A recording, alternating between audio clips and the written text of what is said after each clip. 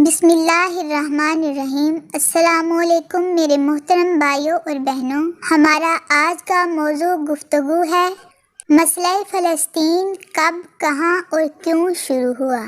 پہلی جنگ عظیم کے آخر میں سلطنت عثمانیہ کی شکست کی وجہ سے دیگر عرب ممالک کی طرح فلسطین پر بھی مغربی طاقتوں کا قبضہ ہو گیا۔ برطانوی افواج نے دسمبر 1917 میں بیت المقدس پر قبضہ کر لیا اور فلسطین کے باقی حصوں پر بھی اکتوبر 1918 تک برطانیہ کو حاکمیت حاصل ہو گئی۔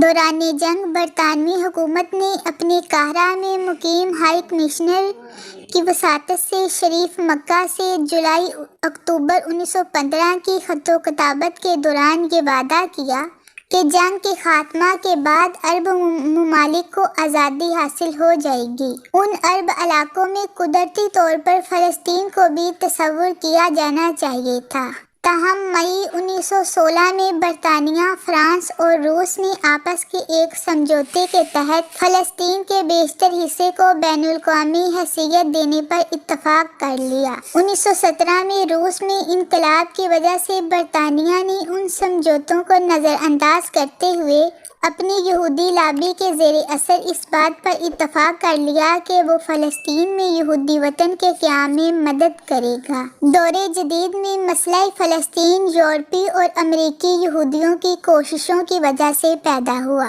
جو کہ انہوں نے فلسطین کے حصول کے لیے 19ویں صدی کے آخر میں کوششیں شروع کی۔ مختلف یہودی انجمنیں اور تشکیلات قائم ہوئیں اور فلسطین میں یہودیوں کو بسانے کے لیے منظم کوششیں کرنے لگیں۔ برطانوی اور امریکی حکومتوں کی جانب سے یہودیوں کو فلسطین میں آباد کاری کی بھرپور حمایت حاصل ہوئی۔ یہی جماعت 1848 میں ان کی ایک علیحدہ آزاد مملکت کے قیام میں مددگار ثابت ہوئی۔ اس سے نہ صرف مشرق وسطیٰ کا امن برباد ہوا بلکہ عالمی کشیدگی میں بھی زبردست اضافہ ہو گیا۔ عربوں اور اسرائیل کے درمیان 1948، 1949، 1956، 1967 اور 1973 کی جنگوں کے علاوہ ایک نہ ختم ہونے والی جنگ ابھی بھی جاری ہے۔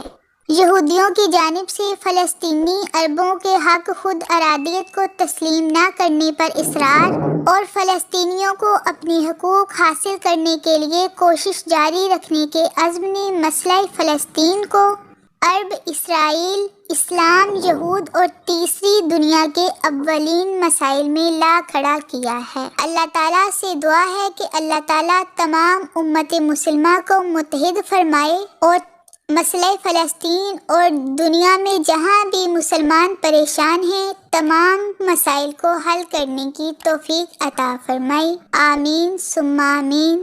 اللہ حافظ۔